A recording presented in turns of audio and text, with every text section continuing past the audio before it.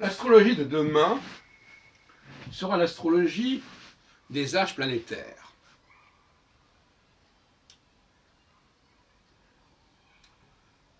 C'est-à-dire que l'on étudiera ce qui se passe à tel âge, chez telle personne. Et en fin de compte, tout le monde passerait par les mêmes enjeux au même âge. Ça me paraît très sain comme façon de faire. Rudolf Steiner avait déjà parlé de ça, et il avait proposé effectivement une division de 7 ans en 7 ans. Je m'y suis tenu moi-même à cette division de multiples de 7. 7, 14, 21, 28, 35, 42, 49, etc. Alors, il y a un certain nombre d'astrologues qui ont allé dans cette direction.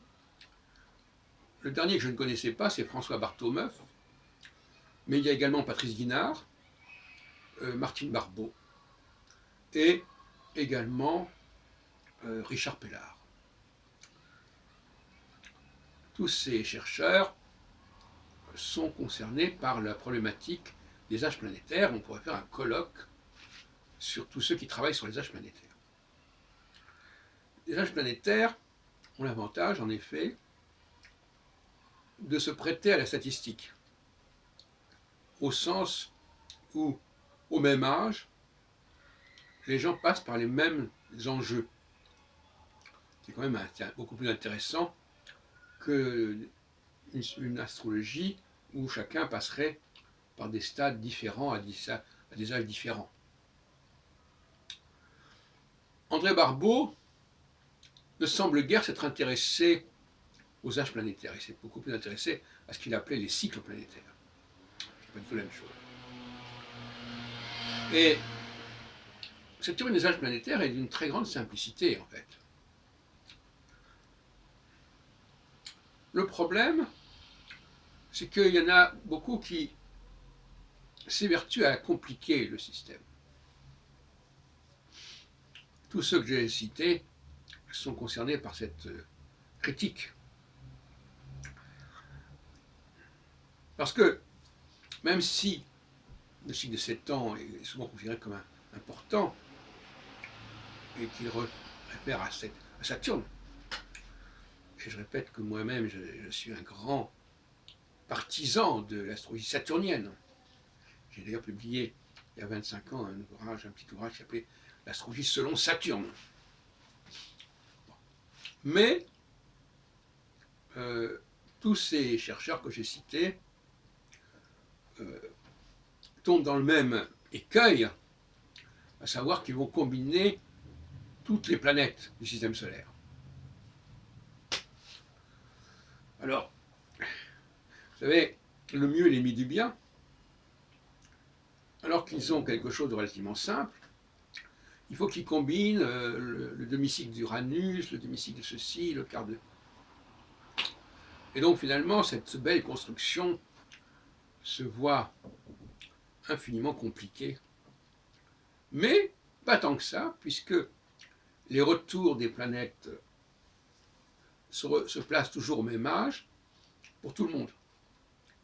C'est au même âge que nous vivons le recours d'Uranus, le demi-cycle d'Uranus, etc. Donc ça, c'est une simplification extrêmement heureuse, qui va d'ailleurs à l'encontre de l'astrologie mondiale, puisque et l'astrologie individuelle. C'est pour ça que je dis que l'astrologie des âges planétaires est une astrologie intermédiaire entre ces deux extrêmes de l'astropsychologie individuelle et de l'astrologie mondiale. C'est ce qui fait d'ailleurs tout son charme. Roger Eke, je ne sais pas s'il s'intéresse à l'astrologie des âges planétaires. En revanche, il a le mérite de nous dire que finalement, tout est déclenché par le moment de la naissance. Et qu'après, ce ne sont plus que des conséquences successives. Donc lui aussi participerait à ce genre de colloque. L'astrologie du XXIe siècle et l'astrologie des âges planétaires. Cela dit, en ce qui me concerne,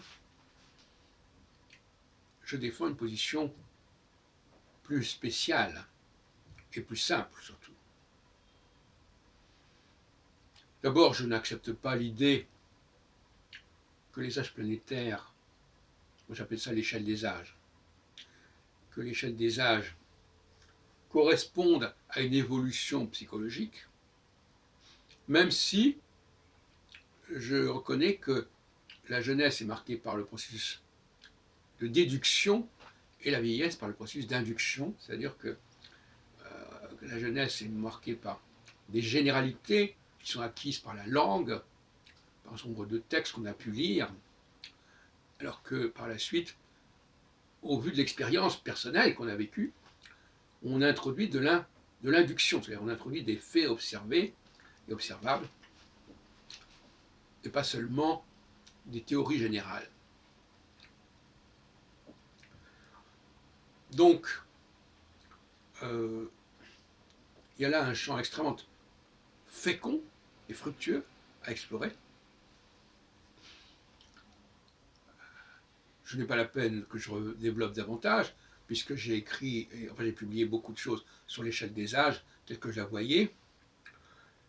Ma théorie est uniquement saturnienne, et je n'ai que faire d'Uranus, Neptune et Pluton, à la différence des personnes que j'ai citées.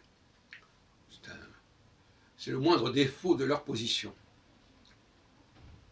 Par ailleurs, je pense qu'il vaut mieux laisser Saturne avec ses séries de 7 ans, plutôt que de compliquer les choses en introduisant le retour de telle et telle planète après Jupiter, Saturne, etc. Ça me paraît une erreur de jeunesse, ce genre de façon de parler. On va dire, ça ne me paraît pas très sérieux. Restons-en là. Restons-en à l'idée qu'à tel âge, nous vivons tous les mêmes expériences. Sauf que, comme vous le savez peut-être, moi je ne travaille que sur les leaders.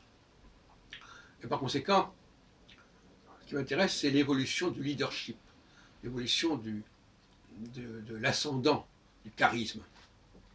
Ce qui n'est pas du tout la démarche de mes collègues en astrologie planétaire, en astrologie des âges planétaires, qui eux proposent cela pour le commun des mortels. Et ça, c'est leur grande erreur méthodologique et épistémologique, c'est qu'il n'y a que les leaders qui vivent véritablement une cyclicité, hein, et qui perçoivent et qui appréhendent cette cyclicité puissamment.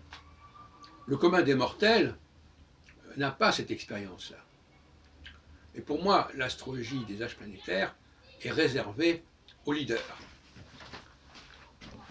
qui sont les maîtres du monde en quelque sorte.